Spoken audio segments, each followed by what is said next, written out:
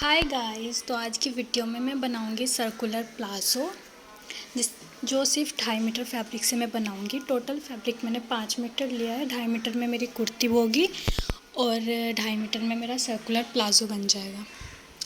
तो इसके लिए मैंने 5 मीटर जॉर्जेट फैब्रिक लिया है और 2 मीटर सैंटून फैब्रिक लिया है इसमें लाइनिंग लगाने के लिए।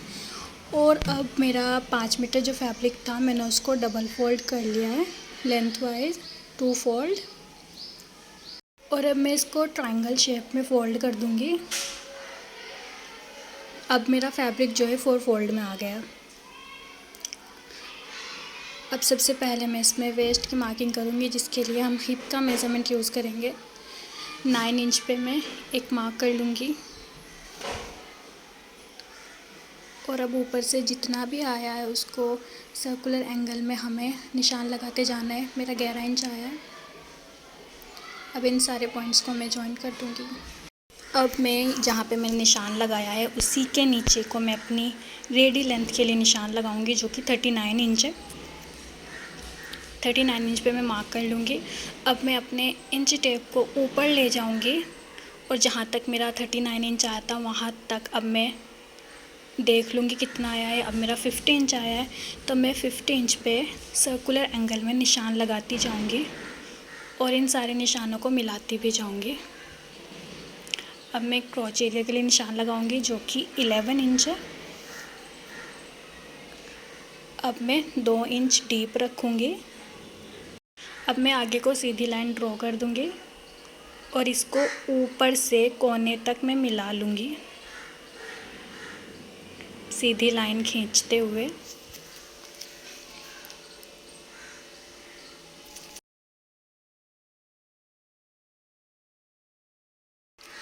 अब मैं इसमें हल्की सी गुलाई दे दूंगी और अब मेरी मार्किंग कंप्लीट हो गई है। अब मैं इसी मार्किंग के ऊपर इसकी कटिंग कर दूंगी और नीचे मेरा 2 पार्ट्स में जॉइंट आया है उसको भी मैं अलग से कट कर लूँगी।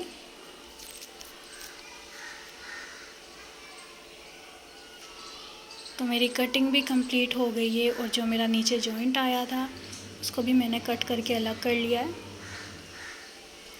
2 पार्ट्स निकल के आ गए मेरे। अब मैं इनको स्टिच कर दूंगी जहाँ पे हमारा जॉइंट आया है।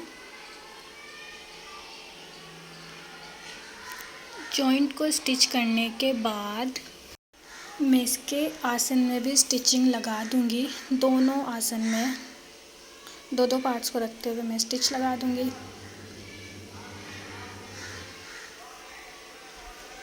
अब यहाँ पे मेरे क्रॉच भी स्टिच हो गए हैं और जॉइंट भी मैंने स्टिच कर लिया है।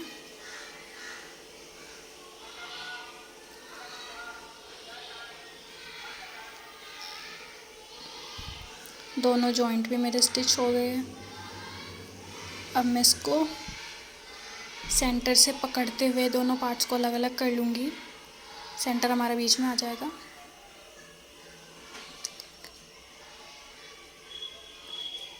इसको एक के ऊपर एक अच्छे से रखते हुए मैं इसके दोनों लेग में स्टिच लगा दूँगी। एक साइड से लगाना हमें स्टार्ट करना है और दूसरी साइड ख़त्म कर देना है। यहाँ पे मेरी स्टिचिंग भी लग चुकी है। अब मैं इसका इनर पार्ट तैयार करूँगी।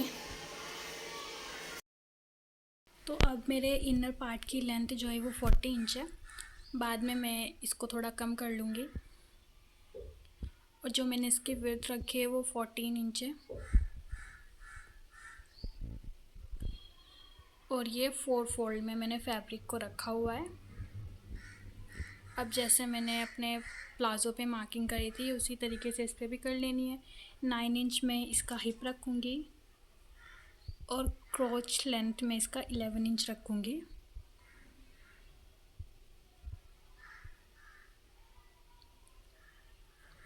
अब 9 इंच पे मार्क करके एक स्ट्रेट लाइन ड्रॉ कर लेंगे और क्रॉच कर्व डीप रखूँगी मैं 2 इंच। अब नीचे तक स्ट्रेट कर देना है और उसकी कटिंग भी कर लूँगी। कटिंग भी कंप्लीट हो गई है और मैंने इसकी लेंथ जो है वो थोड़ी सी कम भी कर ली है। अब इसको खोलते हुए रखूँगी और दोनों आसन में मैं स्टिचिंग लगा दूँगी।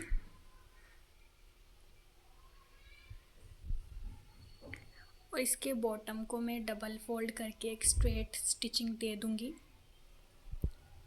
दोनों पैर के बॉटम को हम ऐसे ही कर लेना है, फोल्ड करना है और स्टिचिंग कर देनी है। अब यहाँ पे आसन भी मेरा स्टिच हो गया है और इसके बॉटम पे भी मैंने सिलाई लगा लिया। अब इसकी दोनों लेग में भी मैं स्टिचिंग लगा दूँगी।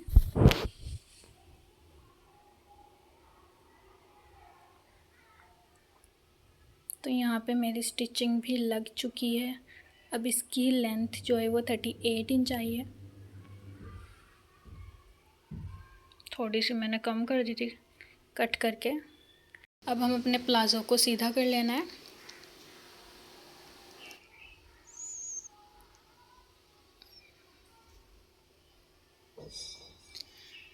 अब हम अपना प्लाज़ो लेंगे जो हमने पहले तैयार किया था।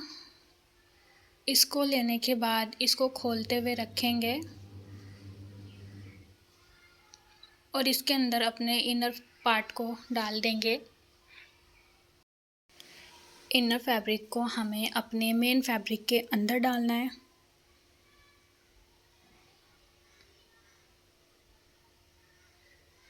दोनों फैब्रिक को पकड़ते हुए अच्छे से झटकना है ताकि ये नीचे चला जाए।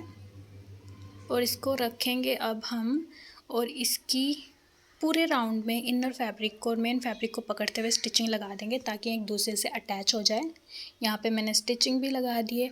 अब मैं इसकी बेल्ट तैयार कर लूँगी, जिसके लिए मैंने 3 इंच बेल्ट की विड्थ रखी है और इसकी जो लेंथ है वो मैंने जो इसकी वेस्ट है उसी के अकॉर्डिंग उसकी लेंथ भी ले ली है। बाद में जो एक्स्ट्रा होती है मैं उसको कट कर देती हूँ। अब सबसे पहले मुझे इसको स्टिच कर लेना है, इन दोनों पार्ट्स को। स्टिच करने के बाद हमें अपने प्लाज़ो के अंदर इस बेल्ट को रखना है और पूरे राउंड में स्टिचिंग लगा देनी है। बेल्ट को और अपने फैब्रिक को पकड़ते हुए पूरे राउंड में स्टिचिंग लगा दूंगी। तो यहाँ पे मेरी स्टिचिंग लग चुकी है। अब मैं बेल्ट को बाहर निकाल लूँगी और मैंने ये इलास्टिक भी ले लिए जिसको मैंने स्टिच कर दिया है पहले ही। और जो इसकी लेंथ है वो 24 इंच है। हमें अपनी वेस्ट से थोड़ा कम लेना है, 2-3 इंच। अब इसको अपने प्लाज़ो के अंदर डालना है। अब अपनी बेल्ट को हल्का सा फोल्ड करना है और फिर 1 इंच तक फोल्ड कर देना है और पूरे राउंड में स्टिचिंग लगा देनी है। बस हमें अपने इलास्टिक पे स्टिचिंग नहीं चलानी, इसको रखना है और पूरे राउंड में स्टिचिंग लगा दूंगी। ऐसे ही खींचते हुए इलास्टिक को पूरे में स्टिचिंग लगा देनी है। यहाँ पे मैंने स्टिचिंग लगा दी है। मेरी इलास्टिक जो है बिल्कुल तैयार हो गई है। अब मैं इसका बॉटम पार्ट रेडी कर लूँगी, जिसके लिए मैं इसके बॉटम पे पीको कर लूँगी। और आपको अगर थोड़ी भी मेरी वीडियोस अच्छी लगती है ना तो प्लीज़ मेरे चैनल को सब्सक्राइब कर देना और मुझे कमेंट्स करके बताना आप लोगों को ये वीडियो कैसी लगी। थोड़ी भी अच्छी लगे ना तो प्लीज़ यार सब्सक्राइब कर देना मेरे चैनल को। तो पीको कर लेंगे हम इसके बॉटम पे, अब दोनों बॉटम पे। तो यहाँ पे मेरी पीको भी हो गई है। अब मेरा प्लाज़ो बनके बिल्कुल तैयार हो गया है। और जो मैंने इसके साथ कुर्ती तैयार करी है वो इंशाल्लाह मैं इस वीडियो के बाद अपलोड कर दूँगी उसका ट्यूटोरियल। तो और अपलोड करने के बाद मैं इसी वीडियो के डिस्क्रिप्शन बॉक्स में भी डाल दूँगी। तो guys please like share and subscribe करो भाई मेरे चैनल।